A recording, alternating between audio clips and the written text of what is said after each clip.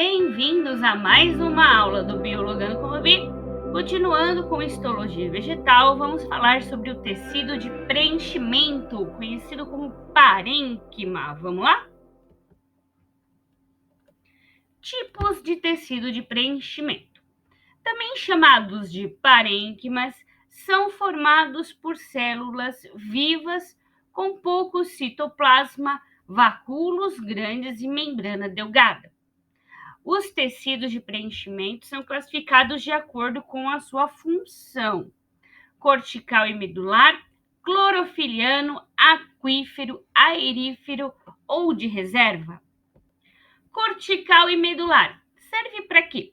Para preencher os espaços na região do córtex, do caule, se for do caule, e na medula da raiz. Córtex é a região mais externa, medula é a região mais interna. Parênquima clorofiliano, esse talvez é o que a gente mais estude.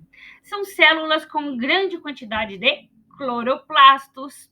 Isso significa que vai ser verde por causa da clorofila. Eles são responsáveis também por fazer a fotossíntese. Aparecem nos órgãos verdes da planta. Aí eu tenho um corte de uma folha, e nesse corte da folha a gente consegue enxergar dois parênquimas. O parênquima palissádico, que apresenta células altas e prismáticas, justaspostas em camadas, que fica abaixo da epiderme superior, e o parênquima lacunoso, que são células irregulares com muito espaço entre uma e outra, e ocorre nesses espaços a circulação do ar.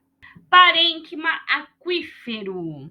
Células apresentam grandes quantidades de vacúolo que vão armazenar o quê? Aquífero vem de água.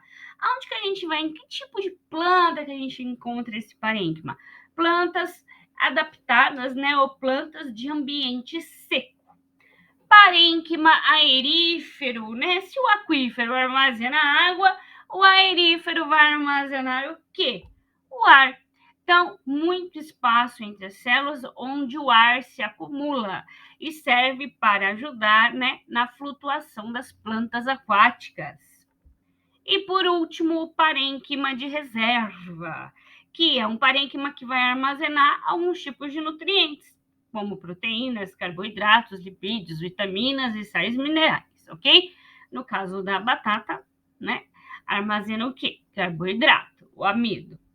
Continuando nosso estudo, vamos falar também do tecido de condução, xilema e floema, e de sustentação, colênquima e esclerênquima. Tecido de condução, o próprio nome já diz, vai conduzir alguma coisa. No caso dos vegetais, conduz a seiva. Existem dois tipos de seiva: a seiva bruta e a seiva elaborada. A seiva bruta é o quê? É água e sais minerais que vai ser transportado pelo vaso xilema ou lenho. E a seiva elaborada, que tem os compostos orgânicos produzidos pela fotossíntese, chama floema ou liber.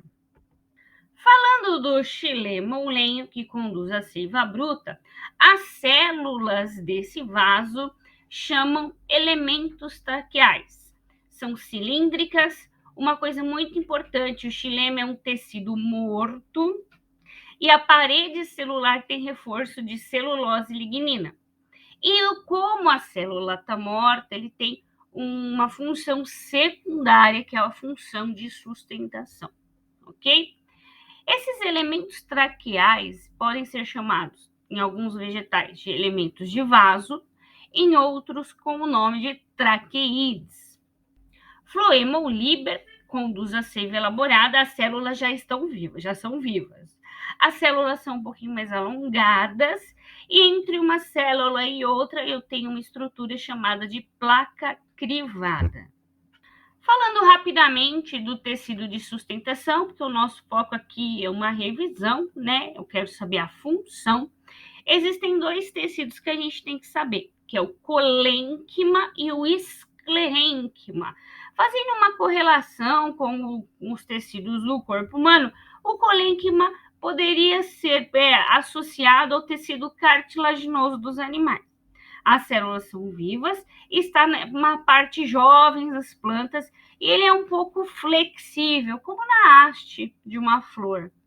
Já o esclerênquima, ele é associado ao tecido ósseo dos animais, porque ele é um tecido um pouco mais rígido.